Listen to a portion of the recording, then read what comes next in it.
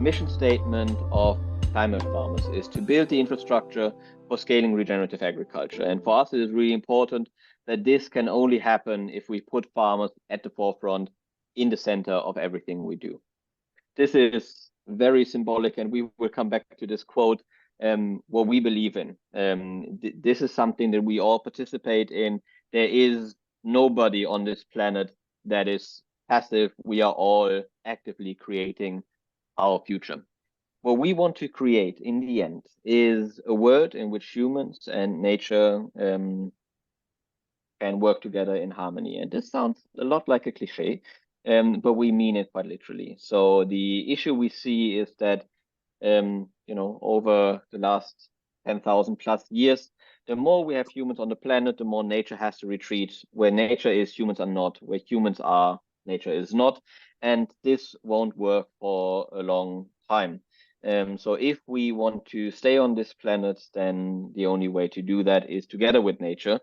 We believe that the way to get there is through regenerative agriculture. We believe that regenerative agriculture can teach us a lot, not only in agriculture. Of course, 1/3 of our planet is used by agriculture, but beyond that, it is also something that we can learn a lot from, how we can act in other areas, such as, for example, investing in a not only sustainable way. And we believe that what is missing there is the infrastructure. So agriculture can scale, can grow, and it doesn't only grow, but it grows in a meaningful way. It grows and it fully develops its potential. This is why we do what we do at Climate Farmers. Now, in the end, what we want to see, another way of putting this is we want to build a regenerative mindset. We want to have a scaled regenerative mindset. We want us globally, not only in agriculture, to adopt a mindset of regeneration. And I'll get to what we mean by that term a bit further down the line. What we believe is how you can create scaled true regenerative agriculture, which is going to get us to this mindset, is through two levels of change. One is working with the downstream processing industry, that is sort of the companies that work with agricultural products, and with EU ag policy. In our case, we're working in the EU. In other places, it would also be, of course, the local ag policy.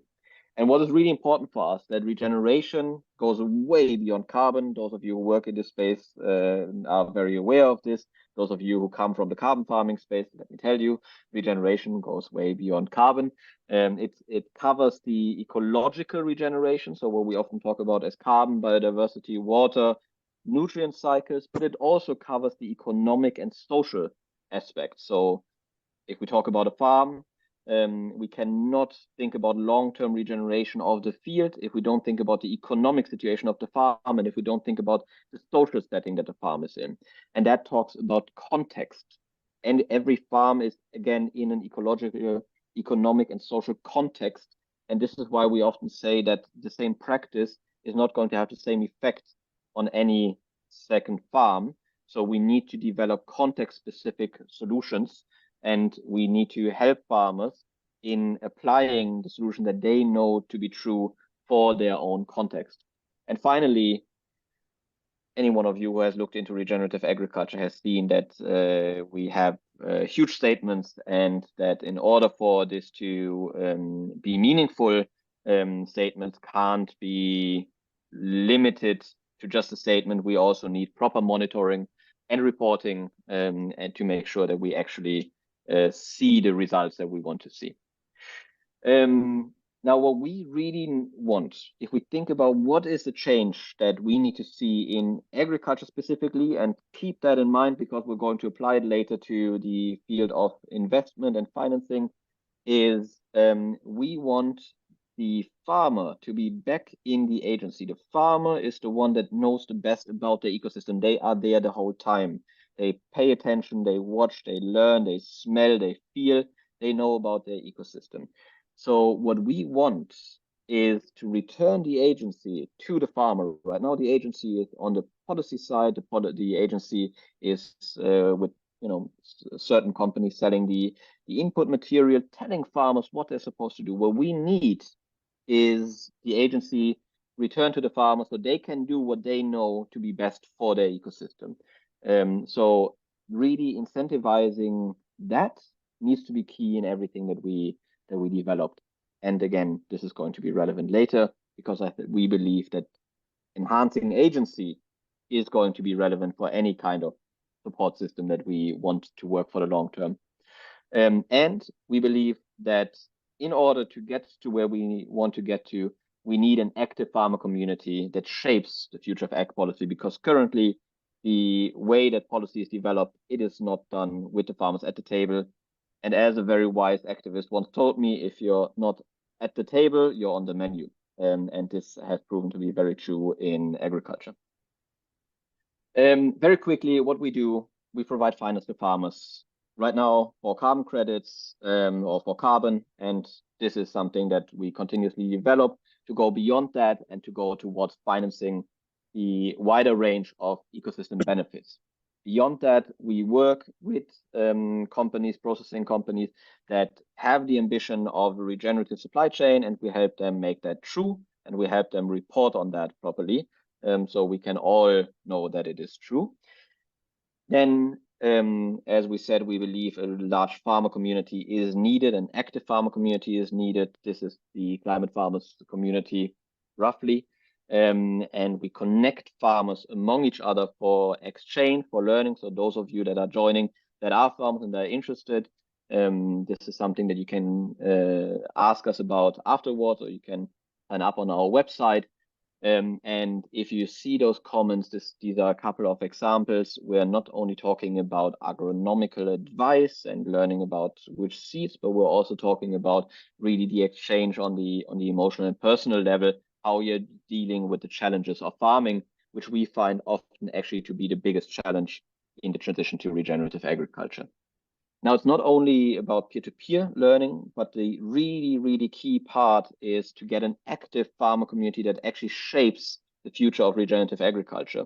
In 2021, we realized there's some farmers in Europe practicing regenerative agriculture. Remember, this is 2 years ago. A lot has changed since then. And we brought farmers together for the first time at the first climate farming conference. And in that conference, the participants wrote and signed the manifesto of European regenerative agriculture, which maybe, Aline, if you have a moment, you could send a link through in the chat. It's a very interesting document that gives us some framing for what we understand, what we in Europe can understand as regenerative agriculture. Now we need to take the next step, and this is in development right now, to move from farmer community to an umbrella organization that can actually represent the interest of regenerative agriculture from the ground up in policy and industry discussions. And this is in development right now. This is a farmer-led organization that we are supporting in setting up, called the European Alliance for Regenerative Agriculture, which I hope we can share more news on soon. Beyond that, we see our role in taking what we hear from the farmer community and bringing that to the discussion. So this is, for example, at the last COP. Same will happen at the next COP, where we were one of the very few representatives of the grassroots movement in regenerative agriculture, as well as, for example, just now at the Amsterdam Regenerative Agriculture. Yeah, I see Felix smiling. You were sitting there. Where for the first time we brought farmers to the conference, because unfortunately they had originally forgotten that farmers need to be part of the discussion on this conference in regenerative agriculture. So this is a big part of what we believe to be necessary. That was a whirlwind tour into regenerative agriculture. Now back to the topic of, we are all part of the crew. Everybody's been listening. Thank you very much for that. Let's now go to breakout rooms for a moment. This is our story. This is why we are here. This is what we want to bring. Now, the question would be, what question brings you here today? Why is this topic interesting for you? I will continue from here to go deeper into the topic of what is system change. How does system change work? How do we fund system change, or how do we not fund system change? and what does the idea of regeneration have to do with all of that? It's going to be a lot of content, and I'm sorry for it, but there was no way to reduce it. And maybe just for your information, as a follow-up of this, of course, we're going to receive the recording, and also we're planning a series of roundtables after this to dive deeper into the topic. So this is a start of a conversation, and we clearly see the interest. First of all, when we talk about systems change and when we talk about the need for regenerative investment, what do we mean? It's not an entirely new idea. You're all going to be familiar with it. We can work on the symptoms level, or we can work on the systems level. And while we do need to work a lot on the symptoms level, if we don't address the system's roots, we're not going to get anywhere. This is an essential thing. One way to look at this is basically imagine you have a bathtub and the shower is running, or the tap is running.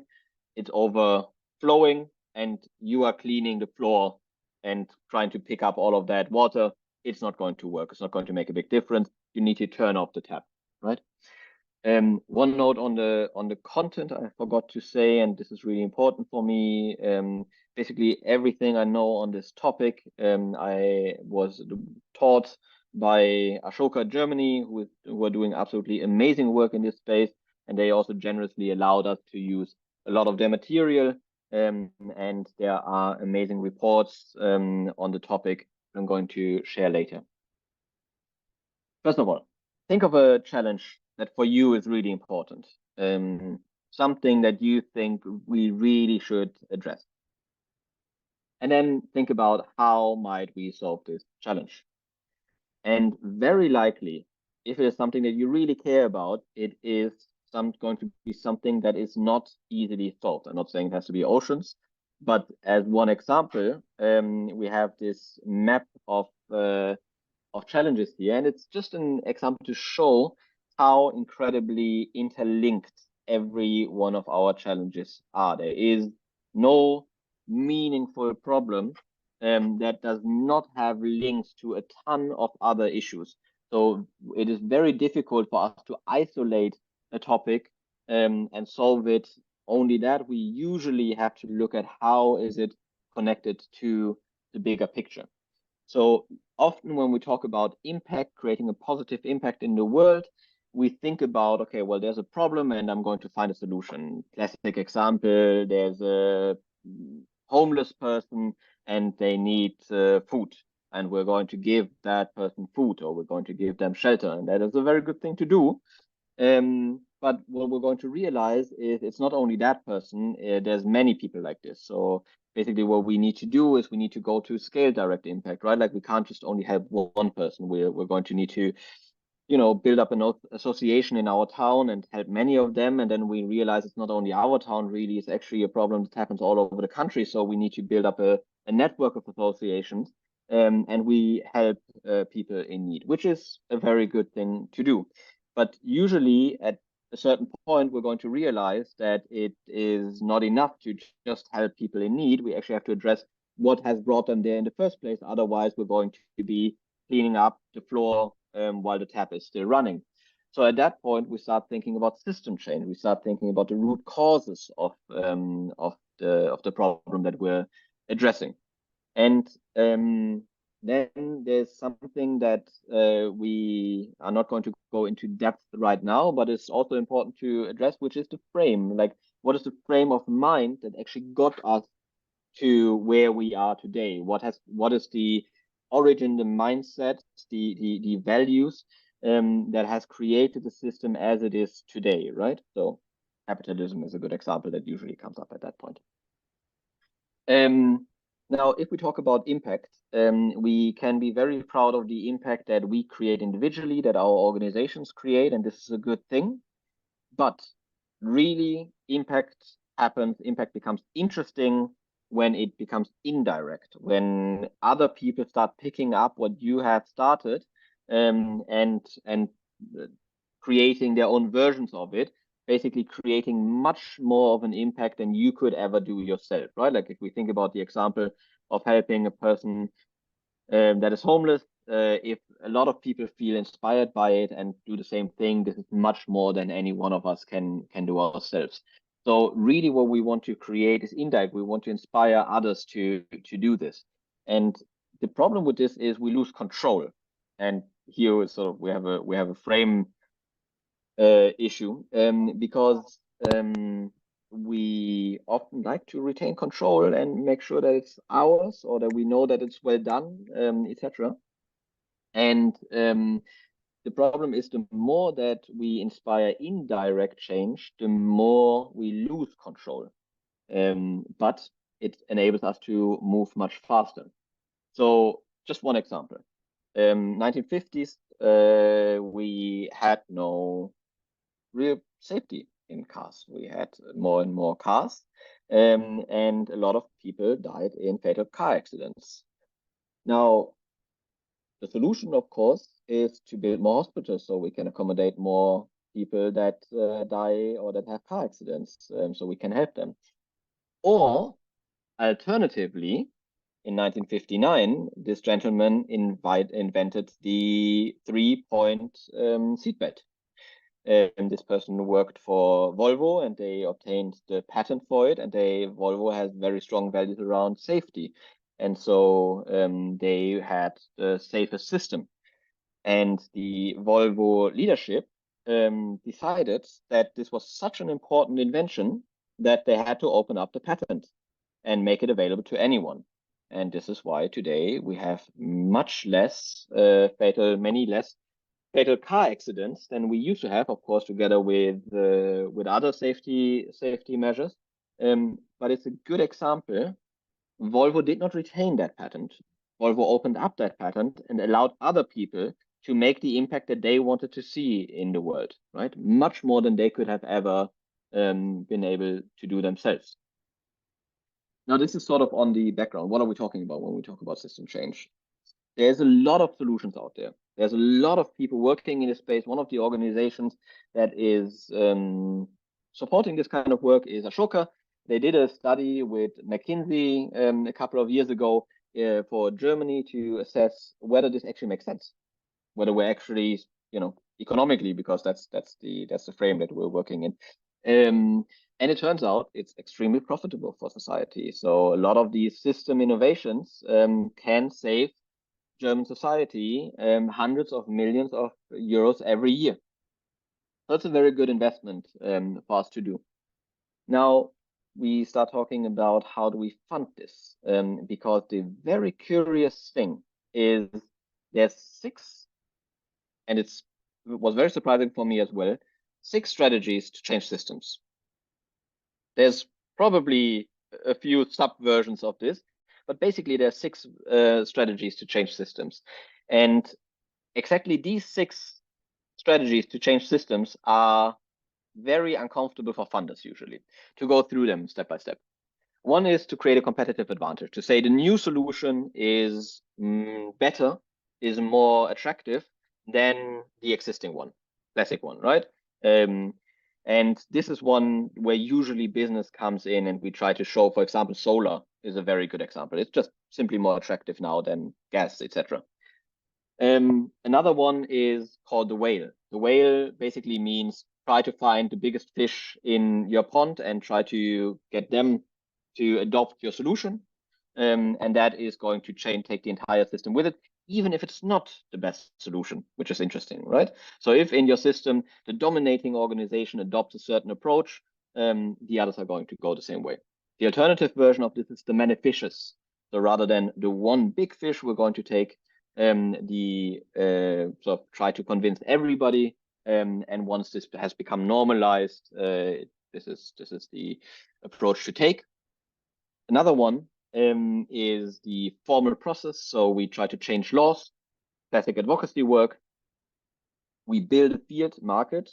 For anyone working in regenerative agriculture, this is what you're doing, right? Like we haven't really had regenerative agriculture a couple of years ago in that way. And now we are building more and more that field of what is regenerative agriculture, what is it called? I saw discussion in the chat already about the definition. So we are collectively building this field, this market. And then finally, narrative change. how do we think about certain issues? Feminism is a great example for this, or of course slavery. And the issue with those, as described on the slides, is that in each of those, funders usually don't really have a great interest in funding those, because they are messy. They are messy, they are long, they are boring, they are simply uneventful. It's hard to talk about them. So there's different reasons for each, but they are usually specifically the ones that we don't like to fund.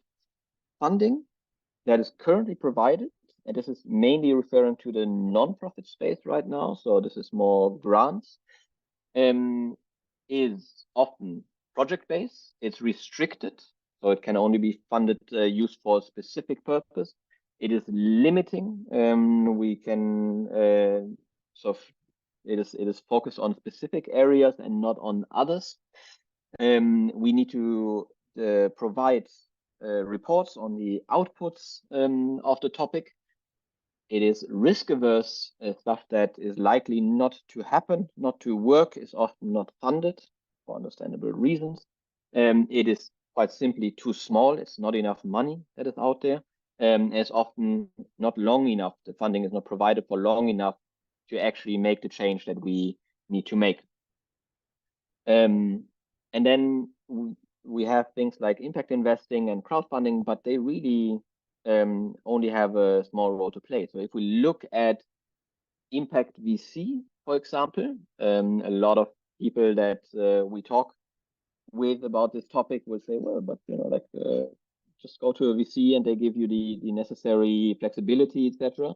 VC, for those of you not in this space, then for venture capital, it's early phase risk, high risk investments, and that usually gives high returns. So it's a classic startup investment.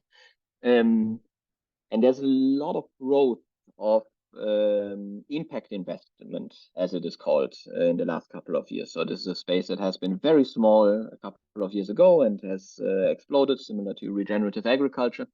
And the issue, as I also wrote today on a LinkedIn post, is twofold.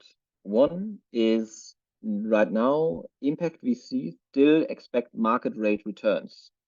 So what many impact funds are trying to prove is that sustainable or social innovations can be as profitable as not so sustainable, not so social innovations, which, in principle is a really good idea.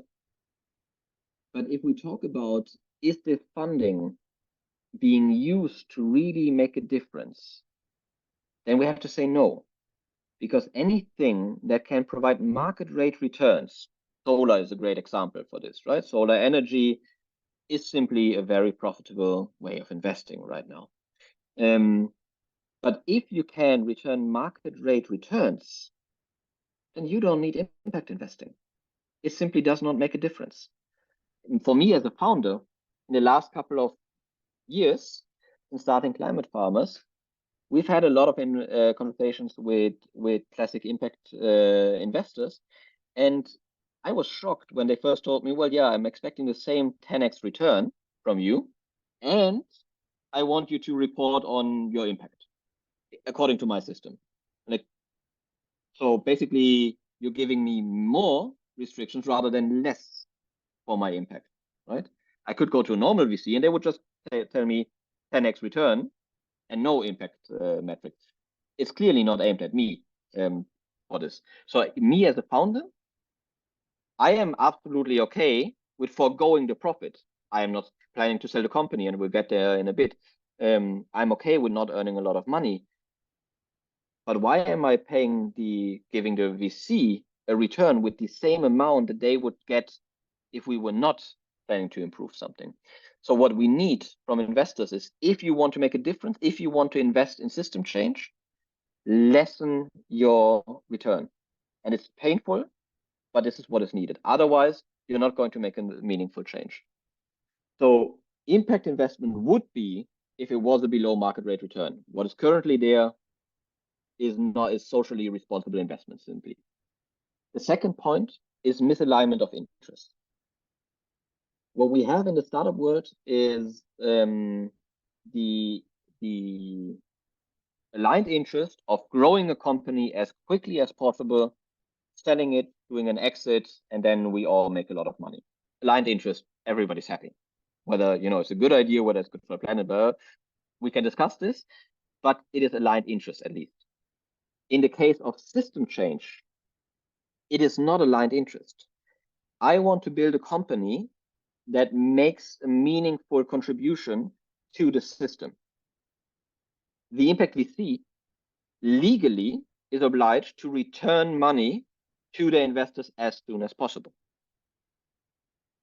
This is a misalignment. If I have to choose between returning money to my VC or if I return money to my impact, to my system, I will choose the system. And so we have a problem there. I recently talked to a founder, classic, not looking even for sort of large change, and even they said the fact that they were pushed to grow as much as a VC will destroy their business in the end, right? So this is an issue we always run into with this kind of investment. Now this is about system change. Now, how does the idea of regeneration come into this? In the manifesto that we wrote in 2021 at the first conference, we talked about, okay, shall we try and define regenerative agriculture? And we decided against it because we said there's a step before that. We don't actually have a clear common idea of what is regeneration. So once we have a clear idea of what is regeneration, we can come to a clearer idea of what is regenerative agriculture. And I really love this definition. Regeneration is about continuously increasing the life-holding capacity of a place. In this case, I would say of a system. Regeneration is about continuously increasing the life-holding capacity of a system. And this is going to look different in different contexts, right? Like in the case of agriculture, it's clear that we're sort of improving biodiversity, we're increasing soil health, we're increasing water availability, etc. But if we talk about, let's say, a democracy, we're increasing the capacity of this democracy to maintain itself, democratic culture, etc. If we talk about a community, it's the health of the culture, etc.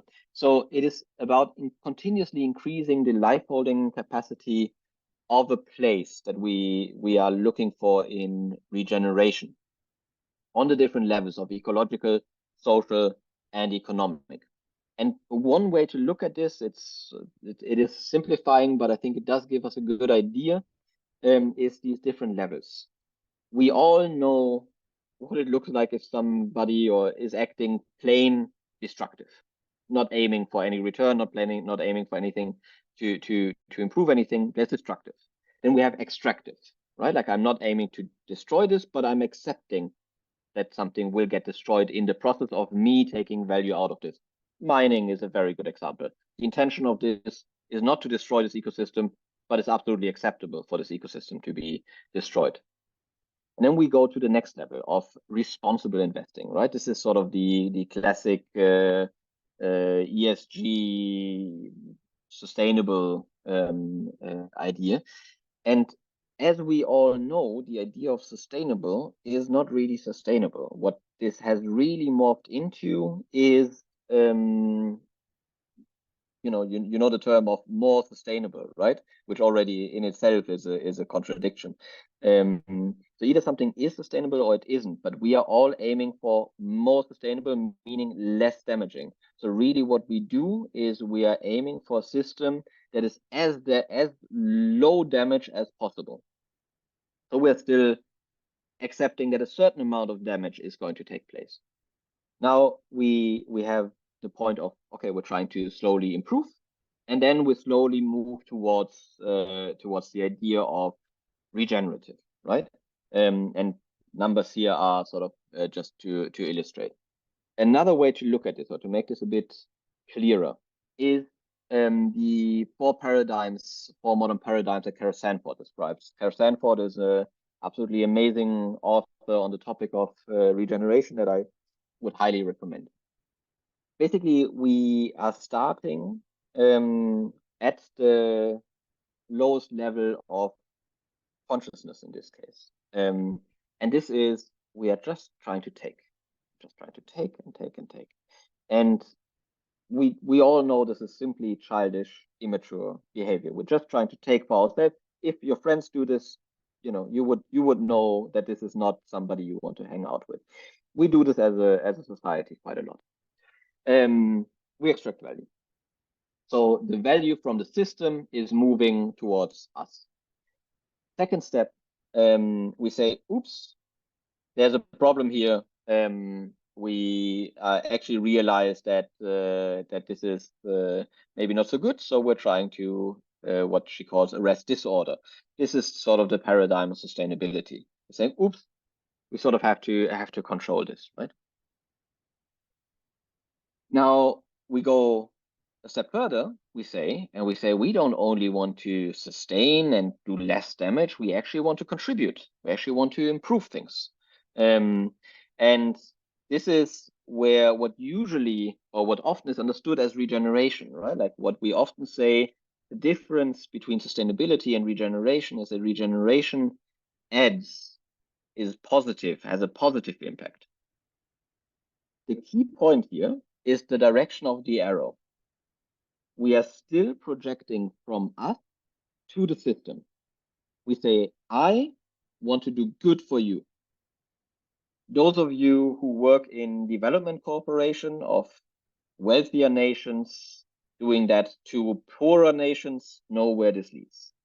If a wealthier nation is trying to help you be better, and we know that this is not good. What we want is not somebody else to come in and decide what is good for you, but actually you know what is good for you, and you want somebody to support you in this process. We all know the situation with our partners, with our friends, etc., of them coming in and having a great idea for our well-being, and usually it doesn't end too well. So the step that we actually want to take is to take us out of the picture and look at the system and look at what is the capacity of aliveness of of this system, and what is my role in contributing to this. And that is a fundamental difference. Rather than me coming in and saying, I know what is good for you, and I am going to do this to you, I am going to do this good thing to you. Instead, we ask the question, what is your full capacity? And this is very hard to know, of course. And how can I support you in expressing this, right? This is a mental shift. We are all used to 3 other paradigms. We are not that used to that 4th one.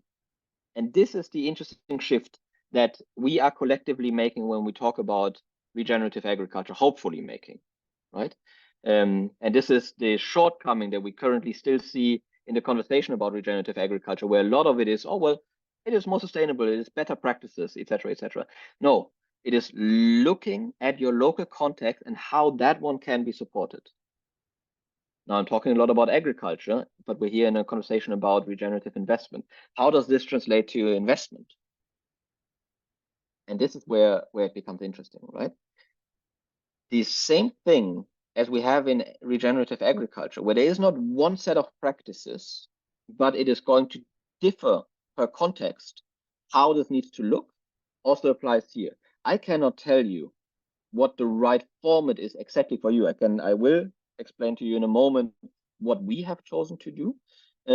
But the point is, what is a type of investment that supports the system that you are aiming to support, that enables this system to fully develop in its full capacity, rather than you coming in and saying, wow, I think that what you should be doing is this and this and this, and I am going to follow it and control it through my metrics, and therefore limit its growth, right?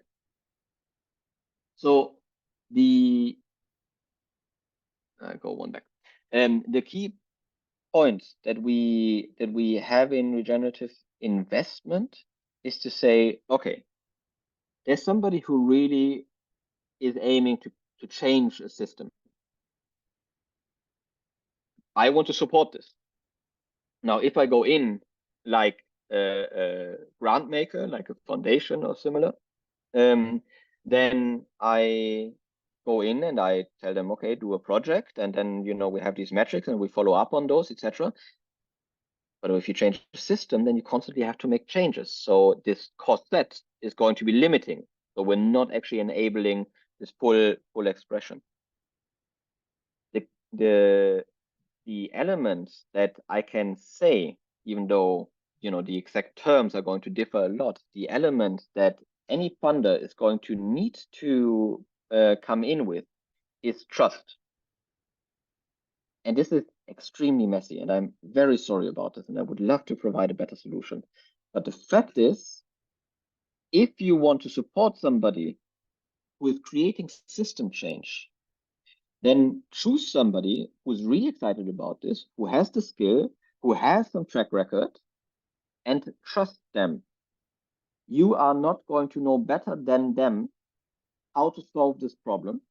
You can't control them because they need to have the flexibility to fund them, to change. You need to fund them. You need to fund them over the long term. You need to support their development, and you need to get out of the way. And this is extremely difficult and extremely demanding. And I've talked to funders who completely, at this point of the conversation, completely leave. But this is not just me.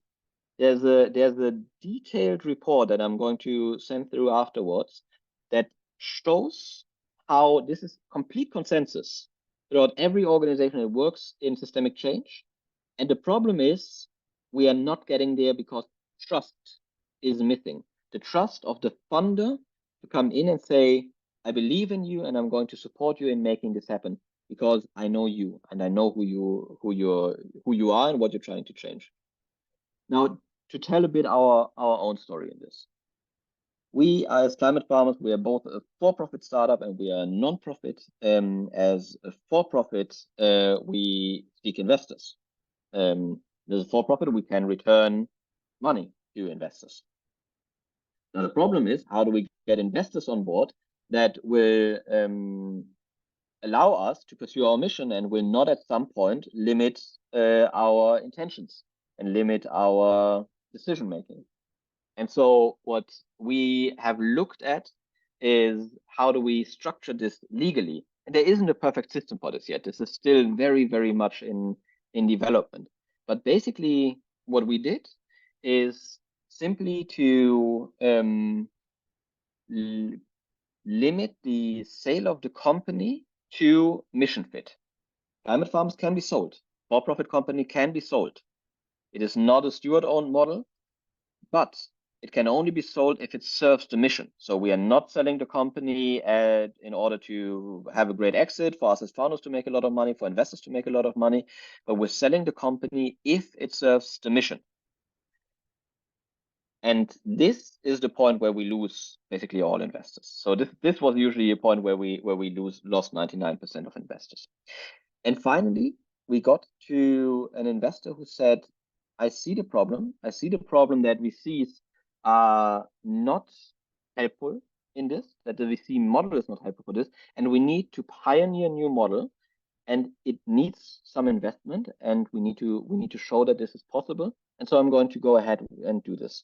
So those of you who have seen our press release on this topic in June, we've been able to secure 2.5 million euro from an investor called Kai Fiho, who was absolutely incredibly courageous in making that decision to say, yes, even though you are telling me that you won't sell the company, I am willing to make that investment. He made that investment in the form of a loan, the form of a 10-year loan. And I'm saying this is the format that we have chosen. It might work for you. It might not. Check this if it enhances the life holding capacity of the system that you're working with. In our case, we're talking about a 10-year loan, 2.5 million euro, that we are starting to pay back 5 years into the process. and with an interest rate that feels fair to the investor. And so what we're talking about is not, as an investor, you have to give the money, you never get anything back. But we're saying you do not need a 10x return. If you are a wealthy person and you're trying to support system change, you do not need a 10x return. You do not need to become wealthier in the process, or much wealthier in the process of enhancing system change. You can become wealthier, absolutely fine, but not much, or you don't need to become much wealthier. So the question is, what is a fair return that you are able to invest with, and that the other side is still able to return without crippling its own growth? And this is an honest conversation that needs to be had between both sides. So this is the key point we are making here. Investors can and should make a return. If we take the example of the farmer, if the farmer is not getting any yield, any harvest at the end of the season, they're not going to be in business for long. Same thing for the investor. The investor needs to make a return. But if the farmer extracts too much from the field and destroys the future viability of that field, he is not going to harvest for long. Same thing for the investor. So what we're looking for is, what is an amount of return that is fair and that is sustainable or even regenerative, that the company actually benefits from. And this is the version that we have gone with. And the reason we are sharing this is because we see that there's a lot of people out there. There's a lot of people in this call. I see you, I know the amazing work that you are doing. And there's a lack of funding for people that do this work, because you can only choose either grants that are often going to be limiting, or you choose VC funding, which is going to immediately move you away from the mission that you want to fulfill in the beginning.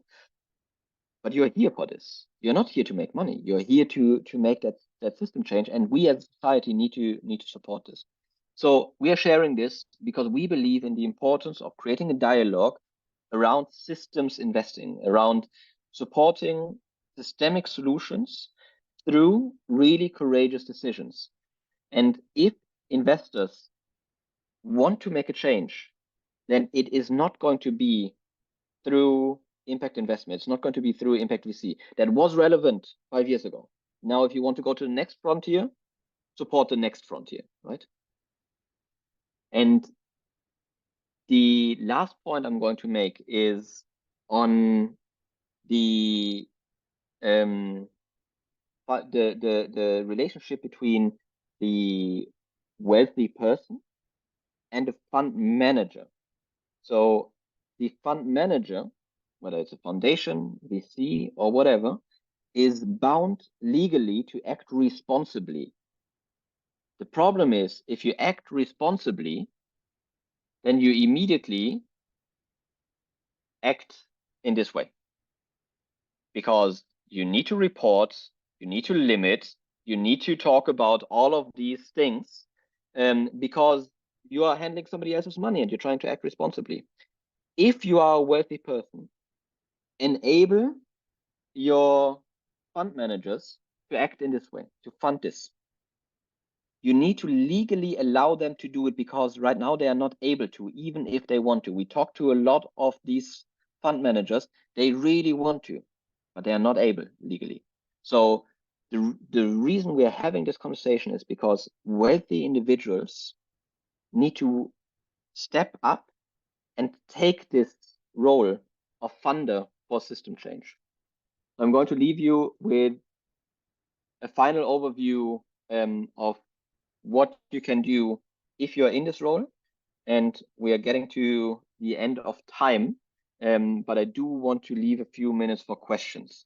So if there are questions, if there are points you would like to make, then they are very welcome now. Thank you very much.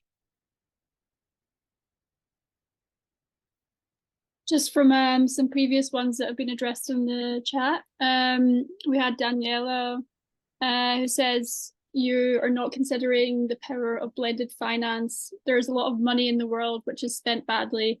Why not use the same money to fund early stage impact ventures? 100%. The question is this money going to be able to be used in this way, right? So can we use the money in to fund strategies like this? And this is usually, again, fund managers are not allowed to do it. So we need to enable them to do it. Are there other questions in the chat? Yeah, we also had one person who said, since you're sharing the World Economic Forum graphic, who estimate that the value of nature is around 50% of global GDP, they ask if it can ever be regenerative to put a price tag on nature, and knowing that there's no economy without nature. It's a very relevant conversation that we're not having enough. Completely agree. I don't have a good answer for it, but I think it's a very, very relevant question. Putting a price tag on nature can bring us into very difficult situations as well. So this is something that we need to discuss much more. I see the positive point of it, and this is also usually the situation with system change, is we really need to consider unintended consequences, because there's no such thing as just improving things. We change things. We never just improve things. If we change things, then other things happen, and we can't predict these, but we can do our very best to get as close as possible to predicting them. Thanks. Yep. There was also one which had quite a heated conversation around it. It was more of a statement, but maybe it's something that we should discuss. So Peter said, I disagree with the notion about VC. We have to show VC that we can realize 10% returns. In the end, we need regenerative agriculture to make money. We cannot expect wind-off losses to farmers. This needs to change. Yeah, I'm 100% with you, Peter. No question about it. But this is not system change then. So if we are at the point where VC could fund regenerative agriculture, actually, let me reverse that. VC will never fund regenerative agriculture because VC funds tech. It simply does not apply to regenerative agriculture. But profitable investing, I'm with you. But at that point, we have already reached a level where it's a profitable business. So we're not really, we're not really making a huge change. I'm not saying that VC is wrong. I'm just saying it doesn't fit to system change. So there's the stuff that we really need to change, right? Like the really difficult changes that we need to make, such as, for example, transition to a regenerative food system.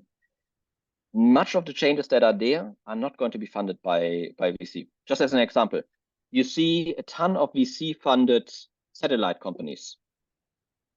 Amazing. But satellite is not the problem we have.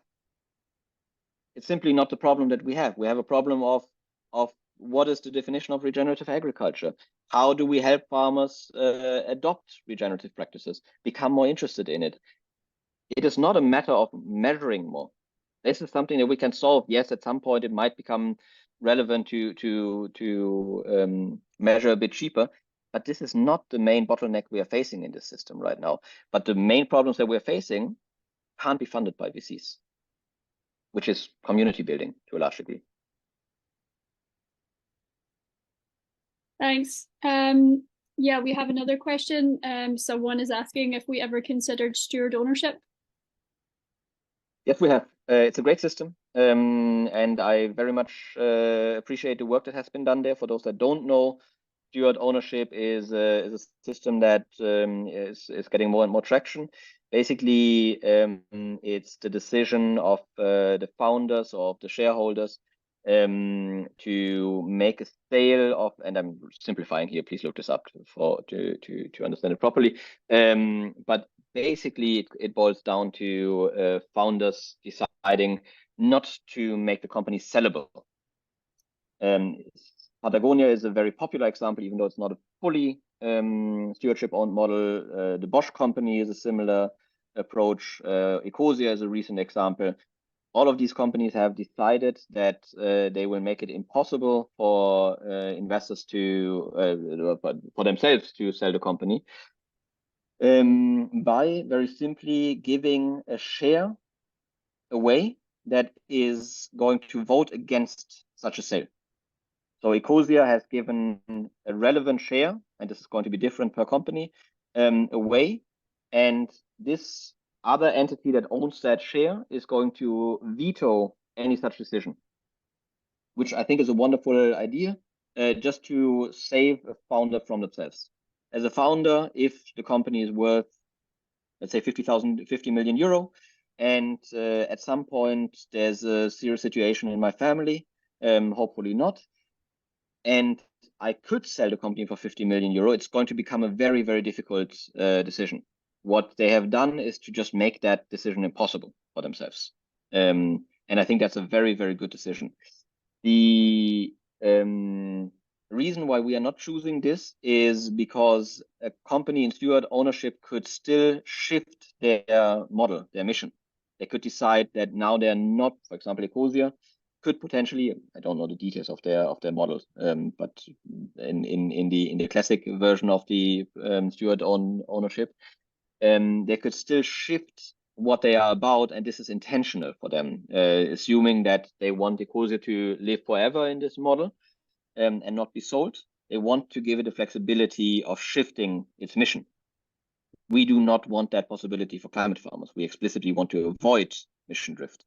We explicitly want to make sure that climate farmers will only be beholden to its mission, even though maybe other shareholders come in, even though maybe other people lead the company. So the question for us becomes, how do we link the company to its mission? And this is sort of the path that we have taken. So basically what we do is similar to the steward ownership. We give one share to start with of the company to our non-profit. We have a non-profit and a for-profit. The for-profit gives one share to the non-profit, and that non-profit, that share carries with it a veto right. Very similar model, but rather than vetoing a sale of the company, that non-profit has the mandate to veto strategic decisions that go against systemic change.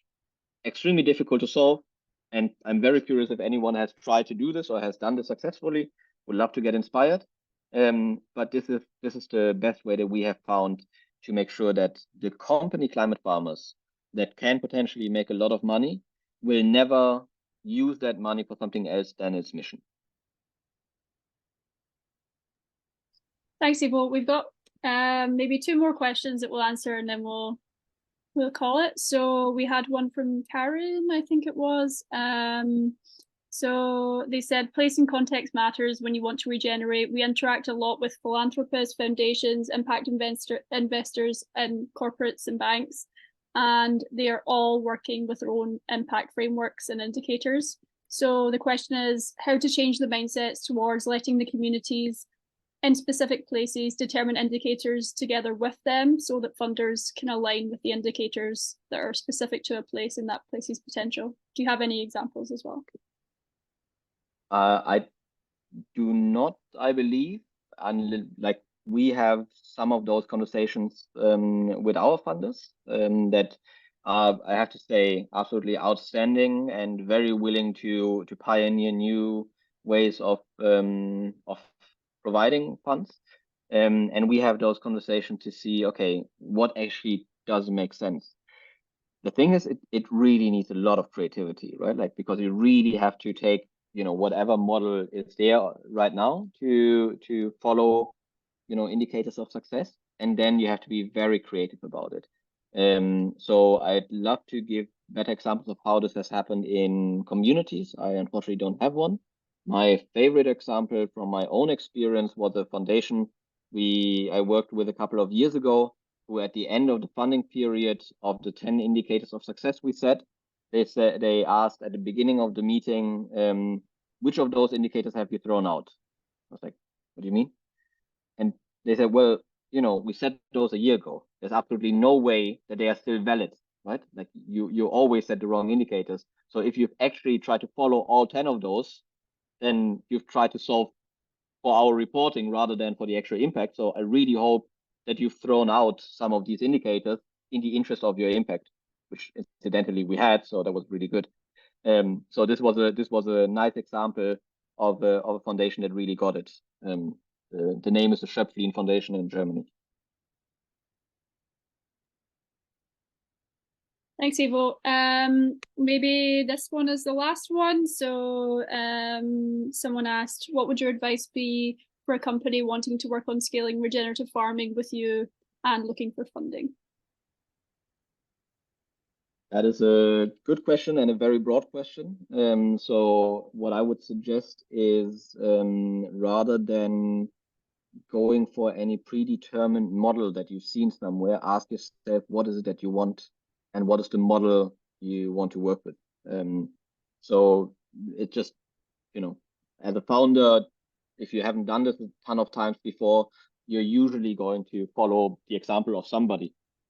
But ask yourself, is that somebody, do they have the same interests? Do they have the same goals as you? So classically, we might follow startup founder, and just keep in mind that startup founders have a different goal than you, potentially. So ask yourself, is what you're building actually contributing to the goal that you have? So one of the ways to do this is through the holistic context framework that we use in regenerative agriculture as well, that comes with and from the Savory Institute, in which you can ask yourself, what is the outcome you are aiming to create, and therefore, what is the right design?